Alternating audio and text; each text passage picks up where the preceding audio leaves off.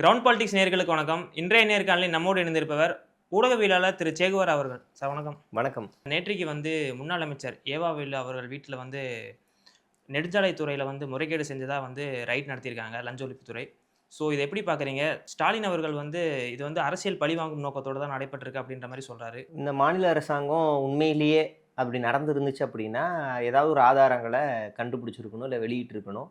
எதுவுமே இல்ல அப்படின்னா, இது ஒரு எதிர்க்கட்சியினருக்கு ஒரு பயத்த குடுக்கறதுக்காக, ஒரு ஒரு பதட்டத்த குடுக்கறதுக்காக, இது ஒரு வழக்கமான ரைடு தான். சும்மா பேருக்கு ரைடு பண்றது தான். அவர் பாட்டுக்கு ரைடு முடிச்சதுக்கப்புறம் வெளியில வந்து, "எதையுமே எடுத்துட்டு போல. நான் பாட்டுக்கு வெளிய தான் நின்னுட்டுருந்தேன். எதையுமே எடுத்துட்டு போகல." அப்படின்னு அவரு சாதாரணமா சொல்லிடுறாரு. வழக்கு தானே தொடர்ந்துக்கோங்க. திமுகவ பொறுத்தவரைக்கும் பல ரைடுகள பார்த்துட்டாங்க. பல விஷயங்கள பார்த்துட்டாங்க. ஆனா எதுவுமே கன்விக்ட் ஆகுற மாரியே எதிர்க்கட்சிகளால எதையுமே கொண்டு வரவே முடியாது. அதனால அவங்களுக்கு இது ஒரு சாதாரண ரைடு தான். நீ எத்தனை ரைடு வேணாலும் நடத்துங்க. வாட்ஸ்அப் ஸ்கிரீன்ஷாட்ட வச்சுட்டு வந்து ரைடு பண்ணுவீங்க. வந்து பண்ணிக்கோங்க. அப்ப வாட்ஸ்அப் ஸ்கிரீன்ஷாட்டே போதுமான ஆதாரம்னா, இன்னைக்கு இங்க பல ஆதாரங்கள் கிடைச்சுமே ரைடு நடக்காமலாம் இருக்கு. அதுக்கெல்லாம் அப்ப இது ஒரு அரசியல் பாகுபாடு தானே. அதனால திமுக வந்து இந்த மாரி அச்சப்படுத்துறது. நீங்க யாரெல்லாம் இனிமே சட்டமன்றத்துல பேசுறீங்களோ, யாரெல்லாம் வந்து அறிக்கை வெளியிடுறீங்களோ, ஆளும் அரசுக்கு எதிரா, குறிப்பா விஜய் அரசுக்கு எதிரா பேசுறீங்களோ, கைது நடவடிக்கை, இல்ல வந்து வீட்டுக்கு அர்த்தராத்திரில வர்றது, பொறுப்புல பெரிய பொறுப்புல இருக்கீங்க, எதிர்க்கட்சியா இருக்கீங்கன்னா, அப்ப ரைடா வருவோம். இப்படி வெவ்வேறு வகையில பூதம் மாதிரி பயமுறுத்துற வேலை தான் தொடர்ந்து பண்றாங்கன்றதா நமக்கு தெரிய வருது. ஆனா இன்னைக்கு ராஜ்மோகன் அவர்கள் என்ன சொல்றாரு அப்படின்னா, நெறைய ப்ரூஃப் இருந்துச்சு. ஆதாரங்களோட தான் நாங்க போய் இது மாரி சர்ச் பண்ணியிருக்கோம் அப்படின்ற மாரி சொல்றாரு. அவரே வெளியிட சொல்லுங்க.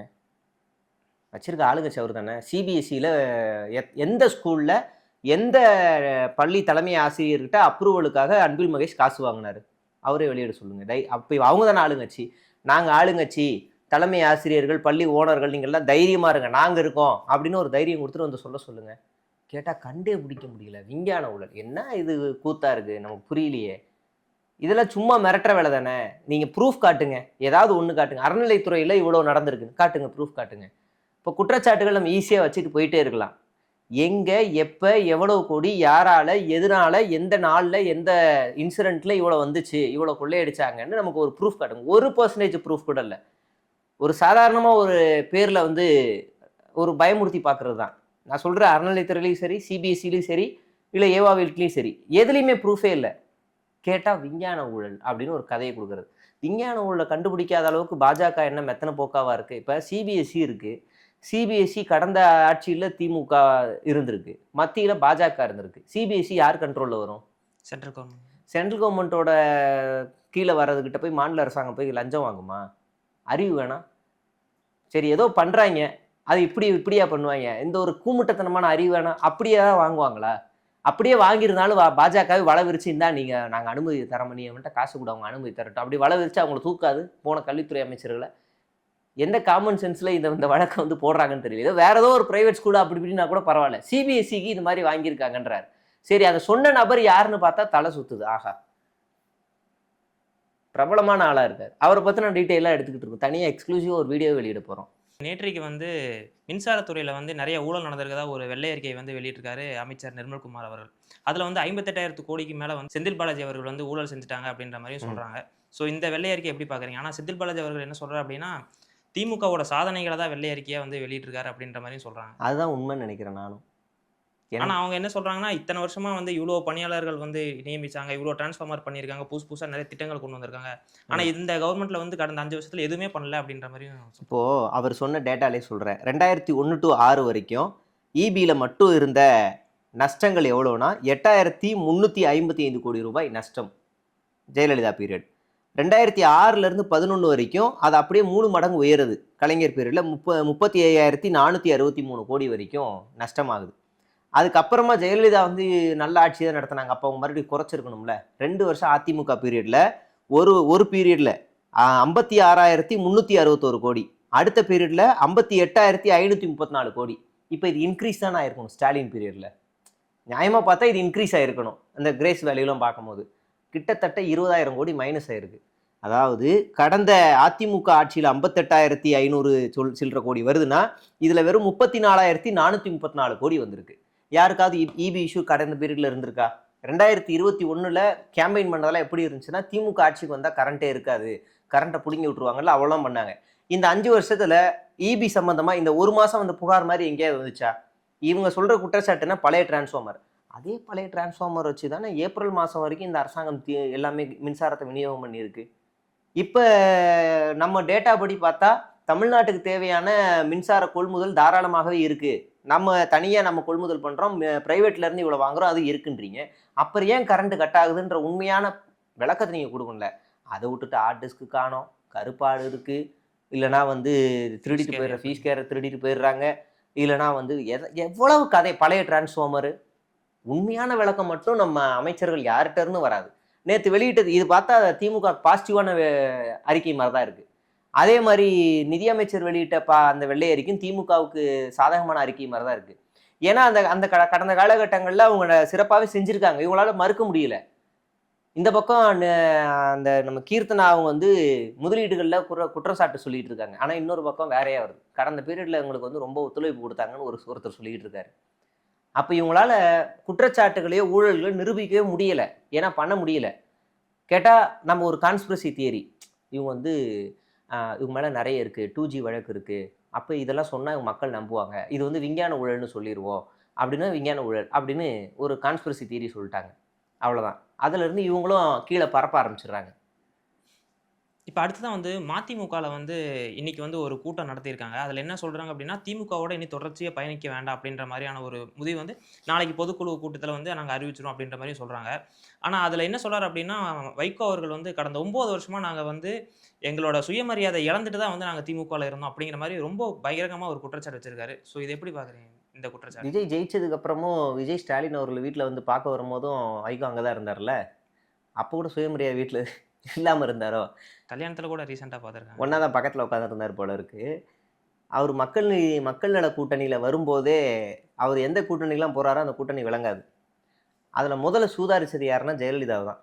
ஃபஸ்ட்டு அவங்க தான் சூதாரிக்கிறாங்க. 2021 எல்லாரையும் கூட்டணியில் வச்சதுக்கப்புறம் நம்ம தனித்தே களமாடுவோம்னு சொல்லிட்டு 2016 தனித்து போட்டிடுறாங்க. எல்லாரும் இந்த பக்கம் வந்துட்டாங்க. மக்கள் நல கூட்டணியில் விசிக, சிபிஐ, சிபிஎம், தேமுதிக எல்லாரும் வந்துட்டாங்க. திமுக அல்லாத ஒரு கூட்டணியை உருவாகுது. கடைசியாக உள்ளே வரவு தான் நம்ம விநாயக் உள்ளே வராரு. வந்துட்டு இவர் யோசிக்கிறாங்க, இவர் சேர்க்கலாமா வேணாமான்னு. அந்த கூட்டணியை நாசமாக்கின நல்ல மனுஷன் இவர் தான். அப்போ ஸ்டாலினும் உஷாராயிடுறாரு. இனி இவர் இந்த கூட்டணியில் சிபிஎம் ஓகே, சிபிஐ ஓகே, இவங்கெல்லாம் ஓகே, ஆனால் இந்த மனுஷனை கூப்பிடலாமா வைகோவன்னு சொல்லும்போது கூப்பிடுவோம், ஆனால் அவங்க சின்னத்தில் நிற்க வைக்கக்கூடாது, நம்ம சின்னத்தில் நிற்க வைப்போம் அப்படின்னா ஓகே சொல்லுவோன்னு இதில் எந்த கூட்டணியுமே ஓகே சொல்லலை. மாற்று சின்னத்தில் நாங்கள் நிற்கிறதுக்கு ஓகே சொல்லலை. உதயசூரியன் சின்னத்தில் ஒரே ஒரு கட்சி மட்டும்தான் ஓகே சொல்லுச்சு. அதே மதிமுகவுக்கும் திமுகவுக்கும் அதிமுகவுக்கும் தாவேகாவுக்கும் ஒரே கொள்கை தான், சமூக நீதி கொள்கை. அப்போ கிட்டத்தட்ட ஒரு 7-8 வருஷமாக அவங்க சுயமரியாதையே இல்லாமல் கோமாவில் இருந்தாங்களான்னு தெரியல. இது எல்லாமே அதிகார பசி. இன்றைக்கி நமக்கு அதிகார பசி உடனே கிடைக்கிறதுக்கு ஒரு வழி கிடச்சிருக்கு. அது ஒரு தற்காலிக அதிகார பசி. அங்கே போயிடலாம், அங்கே போனால் நமக்கு ஒரு அதிகார பசி, நம்ம ஒரு முறையாக நம்ம அமைச்சர் ஆயிடலாம், நம்ம கட்சியில் ஒரு 2 அமைச்சர் கிடச்சிருவாங்க, அவங்கள ராஜினாமா பண்ண வச்சுட்டு நம்ம போய் அங்கே நின்று விசில் சின்னத்துலேயே நிற்பாங்க, பம்பரத்தில் நிற்பாங்க, விசில் தான் நிற்பாங்க. அவங்க கண்டிப்பாக விட மாட்டாங்களே இவங்க சின்னத்தில் நிற்க. ஆமாம், அப்போ விசிலில் தான் நிற்பாங்க. அங்கே போய் நின்றுட்டு மறுபடியும் சுயமரியாதை அற்றவர்களாக தான் இவங்க நிற்பாங்க. இந்த கட்சிக்கு பெரிய கொள்கையோ பெரிய கோட்பாடோ அதெல்லாம் எதுவும் கிடையாது. ஏன்னா கட்சி தலைவரே இப்போ கட்டுப்பாட்டில் இல்லை. கீழே இருக்க எல்லாரும் கோபமாயிட்டாங்க. இதுக்கு மேலாம் பொறுமையாக இருக்க முடியாது. காங்கிரஸ் போய் 2 அமைச்சர் வாங்கிட்டாங்க, விசிகா போய் 1 அமைச்சர் வாங்கிட்டாங்க, நம்ம மட்டும் எதுக்கு சும்மா இருக்கும், நீங்கள் ராஜினாமா பண்ணுங்கன்னு ஃபோர்ஸ் பண்ணுறது. அதனால தான் வைகோக்கு வர வழி தெரியாமல் நான் இப்படி ஒரு ஸ்டேட்மெண்ட்டை கொடுத்துட்டு அங்கேருந்து வெளியில் போகிறாரு. திமுக தனித்து விடப்பட்டுருச்சு அப்படின்ற மாதிரியும் சொல்கிறாங்க. ஏன்னா கூட்டணியிலேருந்து நிறைய பேர் பிரிஞ்சு போகிறாங்க, டிவிக்கே தான் அடுத்த சக்தின்னு சொல்லிட்டு டிவிக்கே நோக்கி எல்லாரும் செல்றாங்க அப்படின்ற மாதிரி சொல்கிறாங்க. இப்போ சிபிஐ, சிபிஐஎம் எல்லாம் கடுமையாக திமுகவை விமர்சிக்கிறத நம்ம பார்க்க முடியுது. விசிகே அவர்களும் திமுகவை சில நேரத்தில் விமர்சிக்கிறத பார்க்க முடியுது. தனித்து விடப்பட்டுருச்சா திமுக? இது வரைக்கும் 60 அமைப்புகள் திமுகவோட கூட்டணியில் தான் இருக்குது. இந்த எண்ணிக்கையில் வேறு எந்த கட்சி கூட எந்த அமைப்பும் இல்லை. இவ்வளோ அமைப்புகளும் கூட்டணியை அவங்களுக்கு கூட உள்ளே இருக்கிறாங்க. இப்போவும் திமுக கூட மக்கள் நீதி மையம் இருக்குது, தேமுதிக இருக்குது, எஸ்டிபிஐ இருக்குது, இன்னும் சில கட்சிகளும் இருக்குது. ரெண்டாவது சிபிஐ, சிபிஎம் தாவேகாவெல்லாம் போய் சேரலை, வெளியில் தான் நிற்கிறாங்க, வெளியிலேருந்து ஆதரவுன்னு தான் சொல்லியிருக்காங்க. அதே மாதிரி விசிகாவை பொறுத்த வரைக்கும் விசிகா என்ன நிலைப்பாடு எடுத்திருக்காங்கன்னா, நாங்கள் அவங்கள நம்ப வைக்கிறதுக்காக கூட்டணியில் இருக்குன்னு ஒரு வித்தியாசமான ஸ்டேட்மெண்ட் கொடுத்துருக்காங்க. ஆனால் இங்கே உண்மையிலே தனித்து விடப்பட்ட கட்சி எது அப்படின்னா அதிமுக தான். அதை பற்றி இங்கே யாருமே பேசுறது இல்லை. அதிமுக இன்னைக்கு உள்ளே போய் அதிமுகவே எத்தனையா இருக்குன்னு இப்போ தெரியல, மறுபடியும் இன்னும் 4-3 பிரிய ஆரம்பிச்சிருச்சு. அதிமுக கூட்டணியில இருந்த கட்சிகள் எல்லாமே இன்னைக்கு எங்க இருக்காங்க? டிவிக்கு கூட்டணி மட்டும் இல்ல கட்சி நிறைய கட்சியுமே கூட்டணி உள்ளதான் போயிருக்காங்க. 1 சீட்டு 2 சீட்டு 3 சீட்டு வாங்குற கட்சிகள்லாம் எங்க இருக்காங்க? பாஜகவே இன்னைக்கு 2 பிளவா போயிருக்கு. அண்ணாமலை அதுல இருந்து வெளியில வந்து இன்னொரு அமைப்பு உருவாக்கி இருக்காரு. அதை பத்தி நம்ம இங்க பேசல. இங்க நாம் தமிழர் கட்சி செதஞ்சு உடைஞ்சு போயிருச்சு. அப்ப இங்க பலவீனமா இங்க பலத்தோட இருக்கிற கட்சி எதுனா அங்க திமுக கூட்டணி கட்சி மட்டும்தான். அப்ப அது வந்து பலமா இல்ல பலவீனமா இருக்குன்னு சொல்லிக்கிட்டே நம்ம சொல்ல சொல்ல சொல்ல இது எல்லாமே இங்க நம்ப வைக்கப்படுது. ஆனா நான் இப்ப சொன்ன இங்க இந்த ஆதாரங்கள்லாம் பார்த்தா கண்கூடாவே பார்த்திருக்கோம். நீங்க திமுகவுல இருந்து ஏதாவது ஒரு எம்எல்ஏக்கள் இந்த 45 நாள்ல ராஜினாமா பண்ணாங்களா? இல்ல முன்னாள் அமைச்சர்கள் யாராவது ராஜினாமா பண்ணாங்களா? இல்ல கொத்து கொத்தா யாராவது போய் தாவேகாவுல சேர்ந்தாங்களா? எதுவுமே கிடையாது. ஆனா இங்க பாருங்க, கம்யூனிஸ்டுகள்ல இருந்து கூட ஒரு ஆளு போய் தாவேகாவுல சேர்றாரு. ஆனா இங்க இந்த அதிமுகவுல பாருங்க எத்தனை பேர் வெளியில வந்தாங்க? நிறைய பேர் பண்றாங்க. அப்ப ஏன் அதை பத்தி நம்ம பேசல? அப்ப உண்மையிலேயே தனித்து விடப்பட்டது யாரு? அப்ப பலத்தோட இருக்கிறது யாரு? இப்பயும் சட்டை பண்றதுல அதே உற்சாகத்தோட போய் நின்னது யாரு? திமுகவுக்கு இது ஒரு பழக்கப்பட்டதுதான். தேர்தலுங்கிறது ஒரு அங்கமா அவங்க வருவாங்க. ஏன் ஒரே ஒரு சீட்டு ஜெயிச்சப்பலாம் இருக்காங்க. அதிமுகவிலயும் 4 பேர் ஜெயிச்சிருக்காங்க. 2011ல எதிர்க்கட்சி கூட கிடையாது திமுக. மறுபடியும் 2016ல எதிர்க்கட்சியா வராங்க. 2021ல ஆட்சியை பிடிக்கிறாங்க. இது ஒரு பழக்கப்பட்டது தான் திமுகவுக்கு.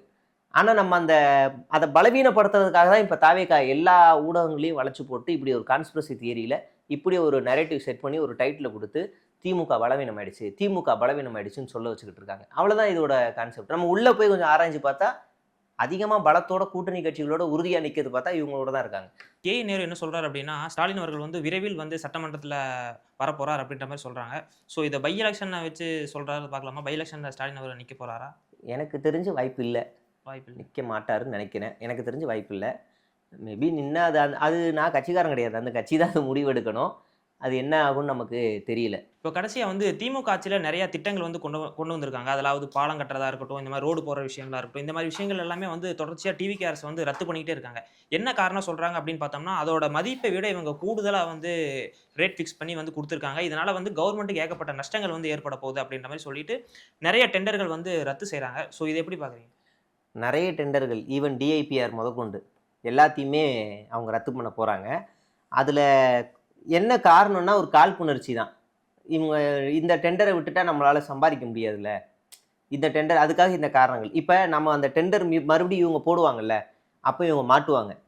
இப்ப திமுக போட்ட அது டெண்டர் விலையை விட இவங்க போட்ட டெண்டர் விலை கொஞ்சமா ₹1 குறைஞ்சிருக்கணும்.